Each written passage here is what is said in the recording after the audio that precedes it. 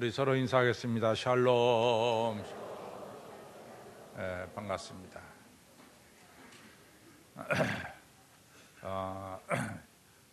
날이 상당히 바뀌었습니다. 아침에 우리가 7시에 보통 예배를 드리잖아요. 제가 교회 나올 때쯤 되면은 항상 어두웠었는데 오늘 아침에 제가 나올 때는 날이 밝았어요. 그래서 해가 많이 길어졌구나. 이렇게 봄이 정말 성큼 다가온 것을 느끼게 됩니다. 오늘 이 새봄에 새싹이 나듯이 여러분들 삶 속에도 새 힘이 돋기를 주님의 이름으로 축원합니다.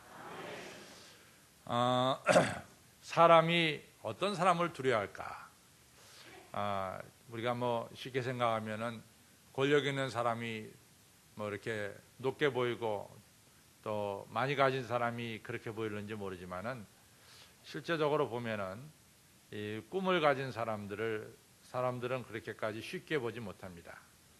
꿈이 없는 사람들은 100년가에 그 사람이 그 모양이니까 별로 두려워할 게 없어요. 그러나 꿈을 가지고 앞을 향해 달려나가는 사람은 우리가 그 사람을 쉽게 볼 수가 없는 거죠. 사실은 요셉은 이 야곱에게 있어서 그 당시만 하더라도 막내 아들이거든요. 베냐민이 태어나기 전이니까. 그러니까 형들이 요셉을 두려워할 이유가 전혀 없습니다. 어린 거 뭐하러 두려워해요?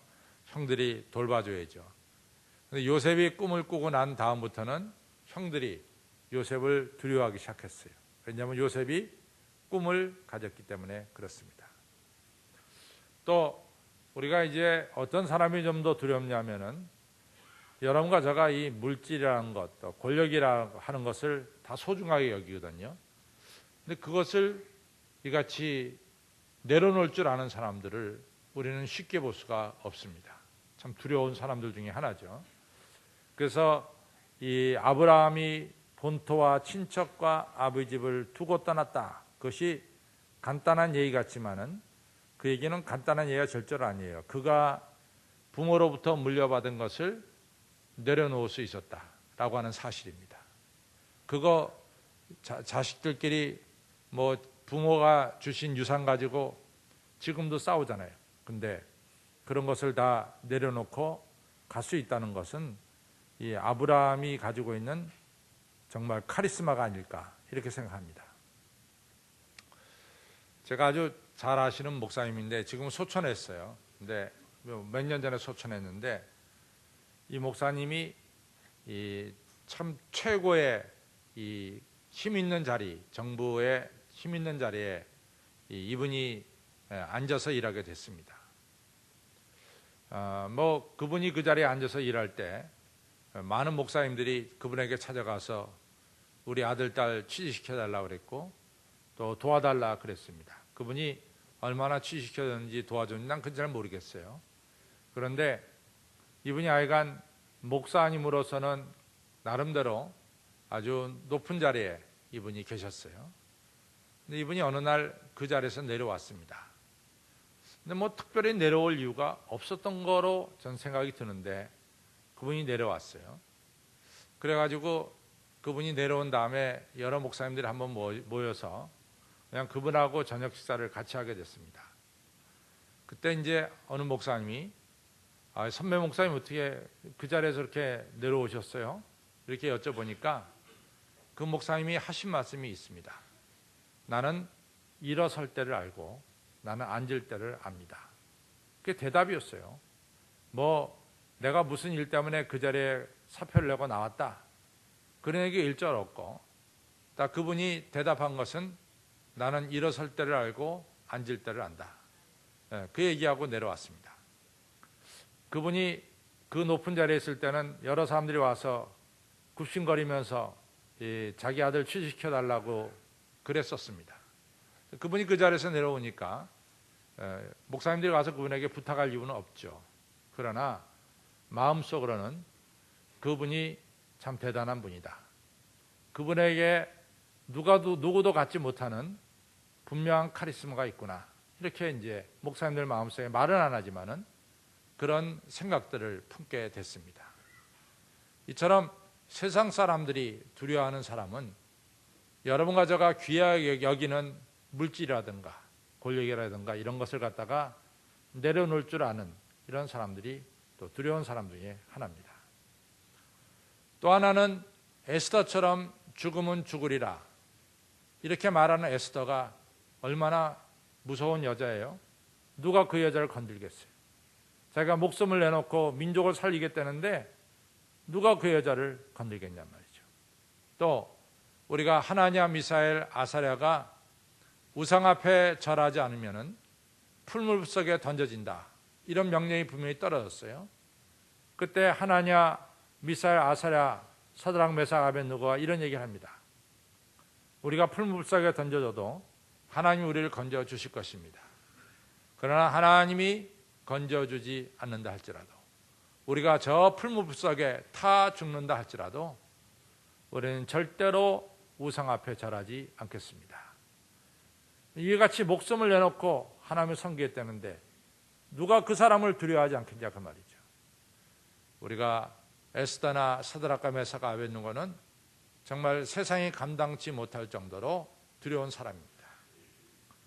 사실 따지고 보면요, 어떻게 아브라함이 본토와 친척과 아버지 집, 사람들이 다 귀하게 여기는 재물을 내려놓고 다른 곳으로 떠날 수 있었을까? 그것은 아브라함의 분명한 소망이 있었습니다. 하나님이 아브라함에게 너는 본토와 친척과 아버지 집을 떠나라. 그래야만 내가 너로 큰 민족을 이루게 하고 네 이름을 창대케 하고 내가 너를 복의 근원으로 삼겠다. 하나님께서 분명하게 아브라함에게 소망을 주셨습니다. 아브라함이 그 소망을 가졌기 때문에 사실은 본토와 친척과 아버지 집을 떠날 수가 있었습니다. 또 제가 아는 목사님도 제가 느끼기에는 그 목사님이 그런 얘기는 안 했지만은 나는 일어설 때를 알고 앉을 때를 안다 라고 말씀한 그 목사님에게도 그 목사님은 세상에 사람들이 좋아하는 권좌에 앉는 것보다는 오히려 주님과 동행하는 이 삶, 그 삶이 더 귀하다는 것을 이분은 알았기 때문에 아마 세상의 그 권좌를 내려놓지 않았나, 이 저 혼자 해석하는 겁니다. 그런 생각이 듭니다. 에스더도 자기 목숨보다는 하나님의 뜻을 이루기 위해서, 생명을 살기 위해서 자기 목숨을 버릴 수도 있다고 하는 이 생명을 살리는 것이 더 귀한 것이라는 것을 알았기 때문에 에스더는 이처럼 자기 목숨을 버릴 각오를 하지 않았나 이런 생각을 합니다. 그러니까 우리를 강하고 담대하게 만드는 것은 다름 아니라 하나님이 주신 소망을 품고 살아갈 때 아브라함처럼 우리는 물질도 내려놓을 수 있고 또 권세도 내려놓을 수 있고 목숨도 우리가 하나님 위해서 바칠 수 있게 되는 것이 아닌가 이런 생각을 갖습니다. 그래서 소망을 가진다는 것은 너무나 중요합니다. 우리가 믿음과 소망 거의 비슷한 얘기지만 좀 갈라놓고 말하면은 믿음이라고 하는 것은 여러분과 저가 하나님을 믿고 하나님 말씀에 순종하는 것이 믿음입니다. 그러니까 믿음이라고 하는 데는 항상 행함이 있어야 됩니다. 그래서 믿음은 행함이 없으면 죽은 믿음이에요. 그래서 믿음하면은 여러분과 저가 하나님을 신뢰하고 하나님이 여러분과 저에게 주신 말씀을 순종하는 것이 바로 믿음입니다. 그럼 소망이란 건 뭐냐? 하나님이 약속한 것을 기다리는 것이 소망입니다. 그 소망에는 기다림이라는 것이 꼭 들어있어요. 믿음에는 행함이 들어있습니다. 예를 들어서 봄에 씨를 뿌린 자가 가을에 추수할 것을 기다리는 것, 그것이 소망이죠. 그렇죠? 또 우리가 이제 예를 들어서 장사하시는 분들이 가게에다가 많은 물건을 사서 진열합니다. 그분들이 그 물건을 진열할 때 소비자가 와서 살 것을 기대하면서 물건을 진열하는 거죠. 이러한 것들, 우리가 이 기다린다고 하는 것이 바로 소망입니다. 그런데 오늘 우리가 읽은 베드로전서 3장 15절에서 베드로가 이런 이야기합니다. 너희들이 하나님의 자녀라 그러면은 틀림없이 소망이 있어야 된다. 하나님의 자녀의 특징 중에 하나는 믿음도 특징이지만 동시에 소망도 특징이다. 그 무사람들이 너에게 와서 너희 가진 소망이 무엇이냐고 물어볼 것 같으면 너희들은 아주 온유한 마음으로 너희 마음속에 품은 소망을 다른 사람들에게 확실하게 증거할 수 있어야 된다. 이런 말씀을 하셨어요. 또 에베소서 1장 18절에서 사도 바울이 에베소 교인들을 향해서 기도하면서 하나님, 이 에베소 교인들이 하나님께서 왜 이 사람들을 불렀는지, 그 부름의 소망이 무엇인지 이 사람들이 알기를 간절히 바랍니다. 성도들이 장차 누릴 하늘의 그 풍성한 기업이 무엇인지 이 사람들이 밝혀보기를 원합니다. 다시 말해서 크리스찬인 여러분과 저는 분명한 소망, 분명한 기다림이 여러분과 저에게 있어야 되겠다는 사실입니다. 그런데 우리들 자신을 살펴보면은 소망을 가진 사람이 있는가 하면은 소망을 가지지 못한 사람들이 있습니다. 소망이 전혀 없는 사람도 있습니다. 또 소망을 가졌다고 말하지만은 그것이 가짜 소망을 가진 사람도 있고 참 소망을 가진 사람도 있습니다. 그래서 오늘 여러분과 저는 정말로 소망을 가졌는지 안 가졌는지 이거 살펴보고 또 우리가 가진 소망은 가짜 소망인지 아니면 참 소망인지도 한번 살펴볼 필요가 있습니다. 여러분들 그 열왕기하 6장에 보면은 참 이스라엘이 어려움에 처했어요. 이 북쪽에 있는 이 아람 나라, 지금의 시리아라는 나라가 내려와서 군대가 내려와서 북이스라엘 수도인 이 사마리아를 둘러쌌습니다. 사마리아를 아마 둘러싼 지가 2년이 넘은 것 같아요. 그러니까 사마리아 성내에 먹을 것이 다 떨어졌어요. 그래서 성경은 말씀하기를 뭐라고 말씀하냐면 나귀 머리 안에 은 80세겔에 팔렸고 하푼테 4분의 1, 어떤 분들은 하푼테를 이 비둘기 똥이라고 말하는데 비둘기 똥은 아니고요. 비둘기 똥처럼 보이는 아주 작은 완두콩을 갖다가 하푼테로 부릅니다. 이 하푼테 4분의 1이라는 건 아주 적은 양이에요.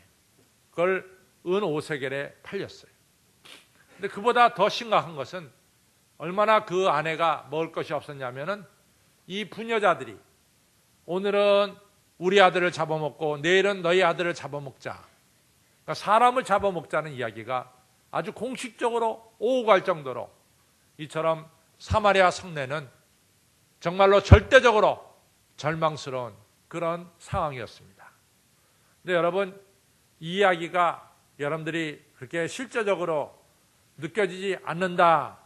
저도 뭐 그렇게 생각을 했어요. 근데 이번에 탈북자들이 증언하는 것을 들어보니까요, 탈북자들이 너무 먹을 것이 없어서 북한에 되돌아가서 이 잡혀갖고 돌아가면 정치범 수용선이 그런 데 들어가면 너무 먹을 것이 없어서 우리가 말하기조차 끔찍스러운 이러한 일들, 오늘은 너희 아들을 잡아먹고 내일은 네 아들을 잡아먹자고 하는 이 정도로 끔찍한 일들이 북한의 수용소에서 벌어진다는 사실을 탈북자들의 증언을 통해서 우리가 듣게 됩니다.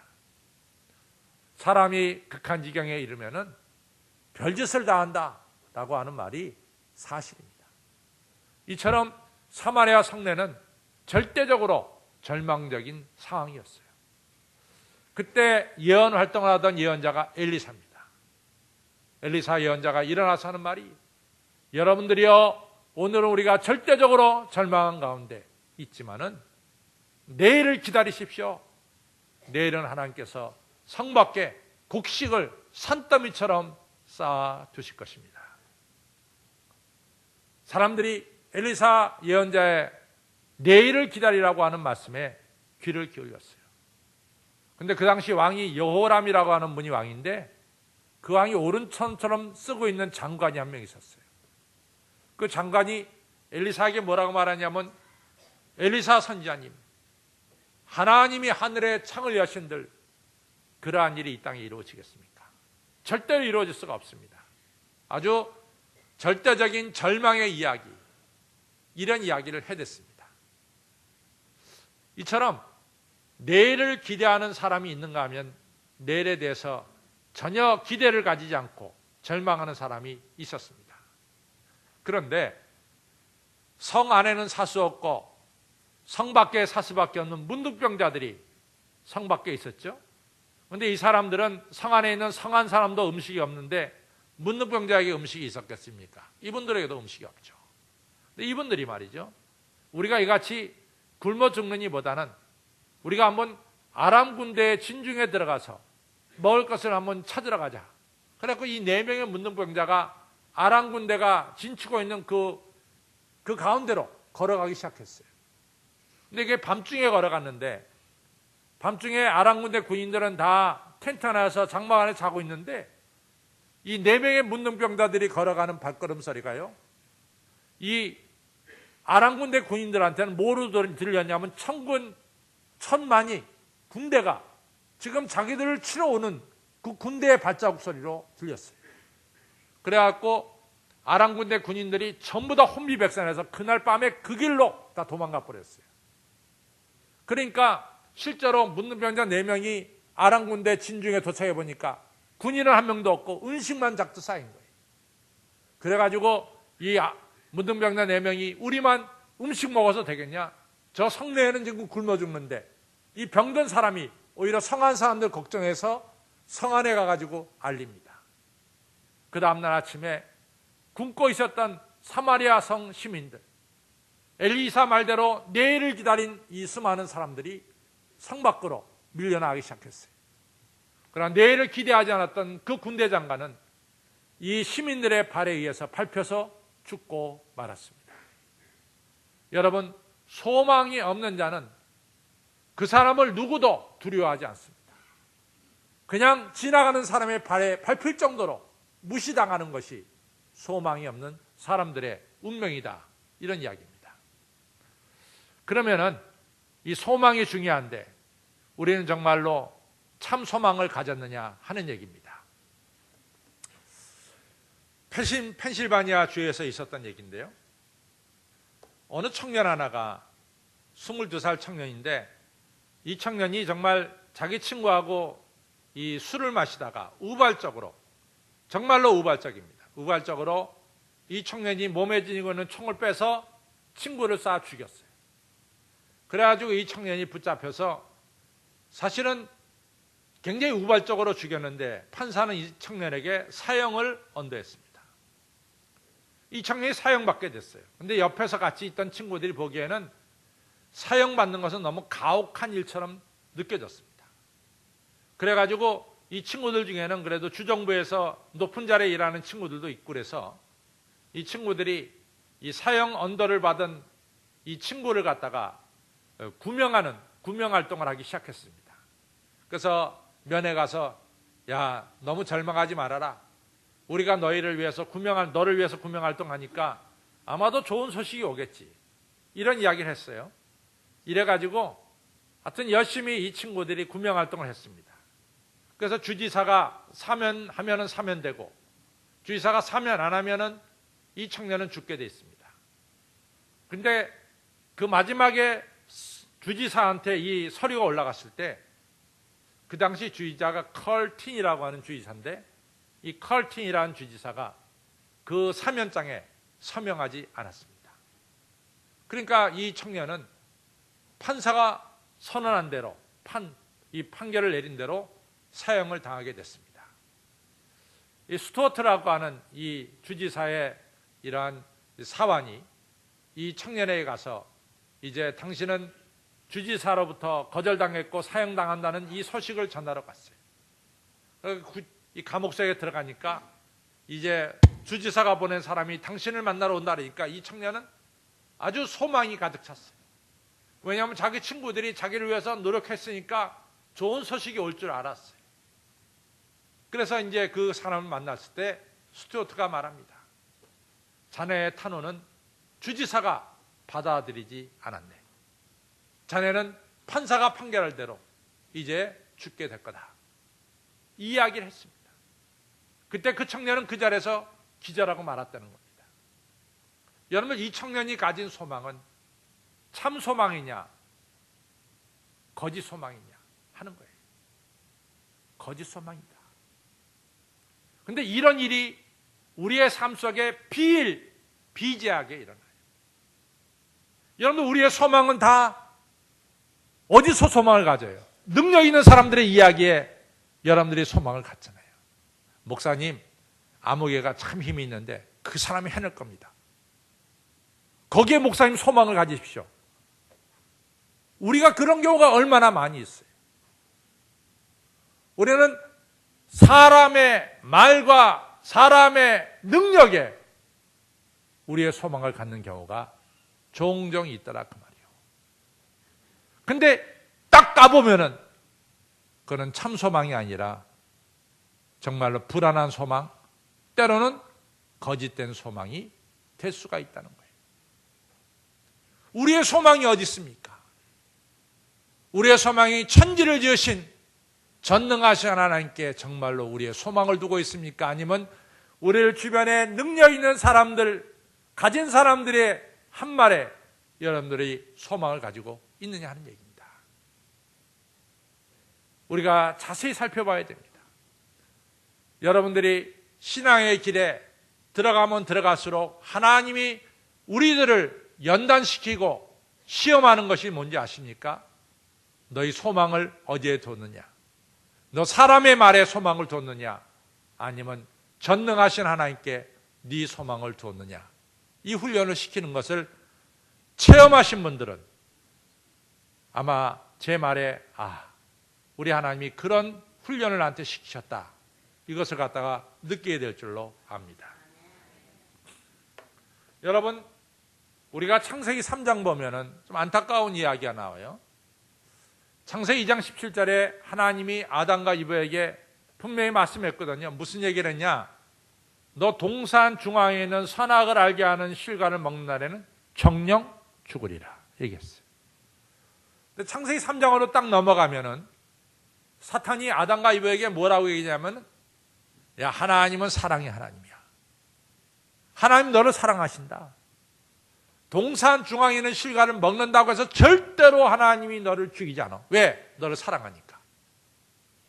하나님이 사랑이라는 말은 틀림없이 맞는 말이에요.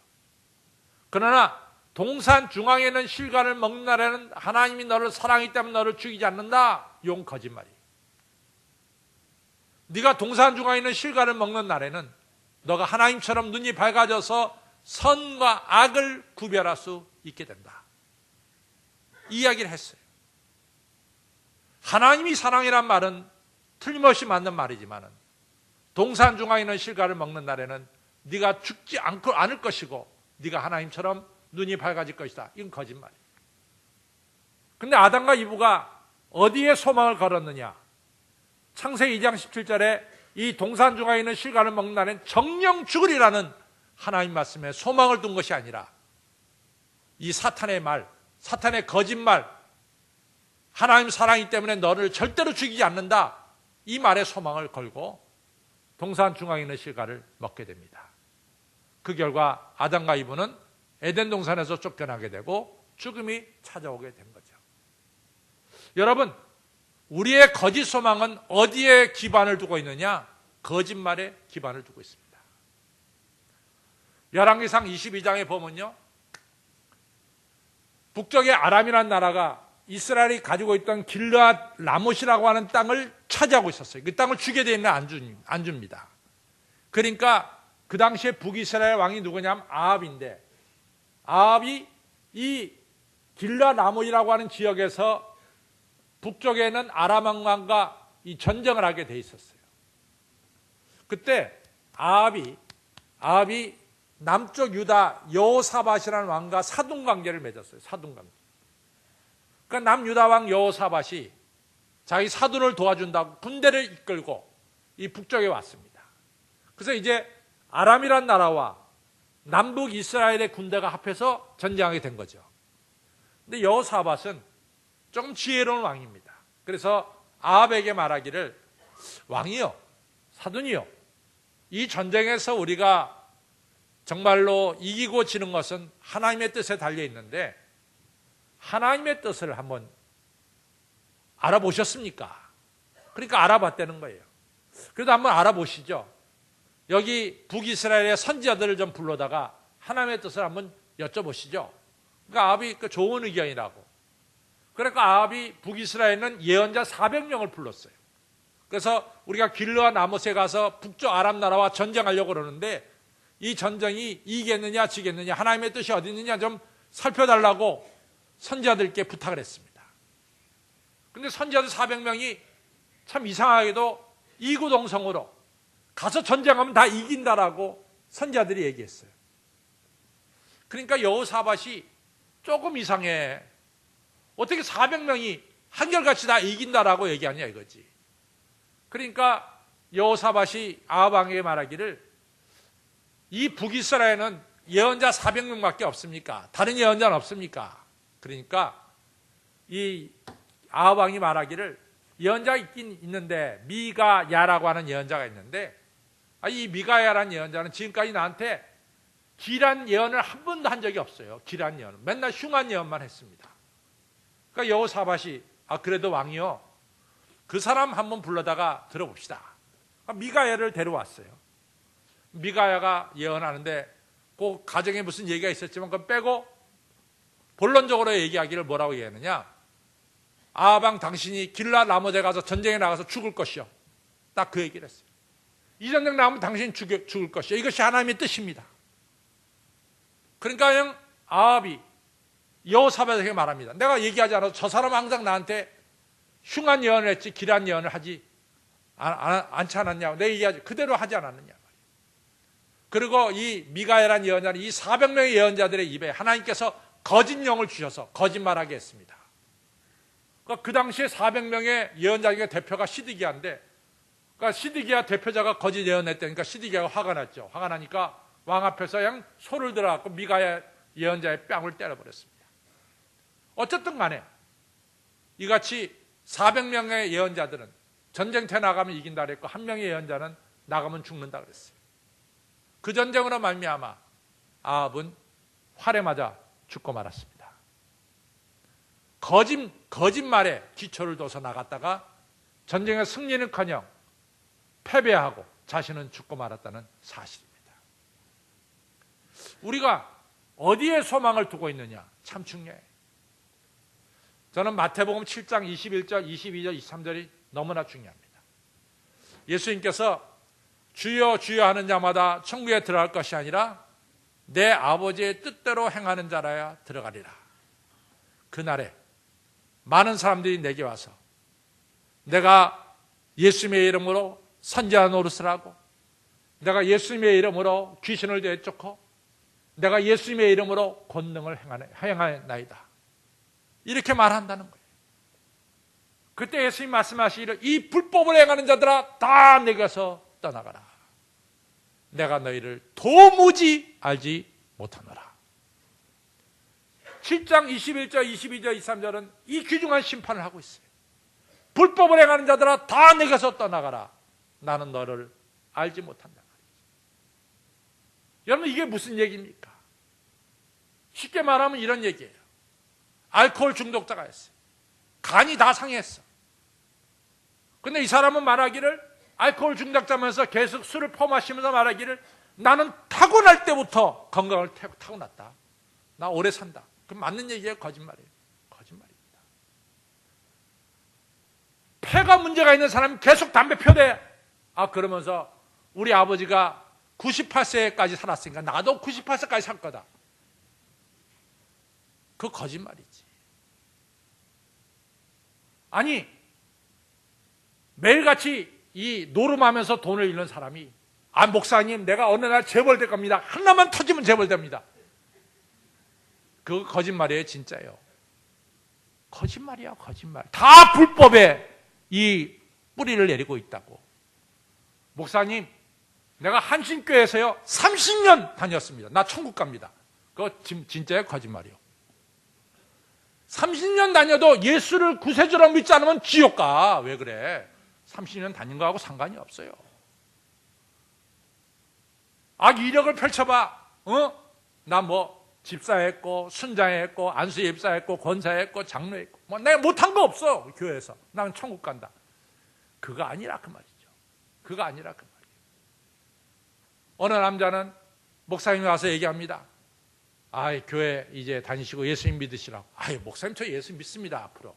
그래 언제 믿을 거예요? 했더니 우리 어머니가 돌아가실 때까지 나를 위해서 기도했고 내 아내가 지금도 열심히 기도하니까 내가 눈 감기 바로 1시간 전에 예수님 영접하고 죽겠습니다. 그거 맞는 말이에요? 거짓말이에요? 어떤 분이요 새벽 기도에 10년을 다녀서 10년을 하루도 빠지지 않고. 근데 이분은 신기하게 10년 동안 신발 한 켤레 산 적이 없어. 그리고 이분이 신은 신발은 날마다 새 신발이에요. 그래가지고 물어봅니다. 도대체 당신은 10년 동안 신발을 하나도 안 사고 다니냐고. 제가 새벽 기도에 나갔다가 제 신발이 헐만하면 다른 신발 신고 나옵니다. 난 이 사람이요 구원받았다 나는 말은 못하겠어. 왜냐하면 그건 하나님께 속한 거니까. 그러나 오늘 성경은 불법을 행하는 자들아 내가 너희를 도무지 알지 못한다고 그랬어요. 성도 여러분, 우리는 거짓말에 우리의 소망을 둬서도 안 되고요. 여러분들 미안하지만 우리의 소망은 사람이 아니라 하나님이십니다. 우리가 불법을 행하면서 그것이 하나님의 뜻을 이룬다고 생각하는 것은 아주 대단한 착각입니다. 그러면 참 소망은 뭐냐? 참 소망은 딱 두 가지를 얘기하고 있어요. 디도서 2장 13절로 14절에 하나님께서 우리에게 복스러운 소망을 주사 영광 속에 재림하실 우리 주님을 기다리게 하시고, 그 첫 번째예요. 너희를 하나님의 자녀로 예수 그리스도께서 피를 흘려서 너희를 구원하신 이유는 하나님께서 너희들로 선한 일에, 하나님의 선한 일에 일하는, 열심으로 일하는 참 백성을 삼으려 함이니라. 두 가지가 분명한 소망이 있어요. 이건 하나님이 우리에게 주신 소망이에요. 첫 번째는 뭐냐? 여러분과 저가 영광의 주님을 뵙는 것이, 그것이 소망이에요. 또 하나 소망은 뭐냐? 하나님이 여러분과 저를 구원한 이유는 딴 게 아니야. 여러분들의 인생, 나의 인생이 선한 일, 하나님 원하시는 선한 일에 열심으로 일하는 백성으로 삼기 위해서 여러분과 저를 택하셨다라고 하는 사실입니다. 그래서 한 가지 분명한 사실은 저는 앞으로 선한 일 틀림없이 할 거예요. 왜? 하나님이 그러기 위해서 택했기 때문에. 여러분들도 틀림없이 하나님이 원하시는 선한 일을 하게 될 줄로 믿습니다. 왜? 하나님이 그러기 위해서 여러분과 저를 위해서 십자가 달려 죽으셨기 때문에 그렇습니다. 이것이 우리의 소망이에요. 이것이 하나님이 우리에게 주신 소망입니다. 여러분들 악한 일 하다가 죽는 거 얼마나 비참한 거예요? 그러나 선한 일 하다가 천당 가는 것처럼 행복하고 귀한 일이 어디 있어요? 사람들이 이 좋은 일에 가치를 안 둬요. 그냥 돈 벌고 뭐 출세하는 것만 가치를 둔다고. 그거 아무 소용없어요. 아무 소용없어요. 여러분들이 선한 일 하다가 하나님이 기뻐하시는 선한 일 하다가 영광의 주님을 뵙는 것처럼 복된 일이 어디 있습니까?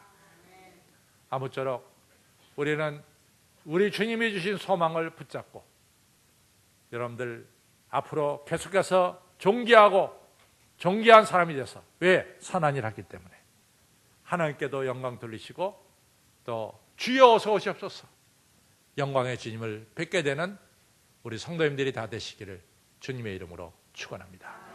기도하겠습니다. 아버지 하나님이여, 저희들 이 짧은 인생을 사는 동안에 하나님께서 우리 각자에게 소망을 주시고 꿈을 주시고 이 소망 있는 사람으로, 꿈 있는 사람으로 아버지 살아가게 하시고 드디어는 꿈을 이루는 하나님의 귀한 백성으로 세워주시니 감사를 드립니다.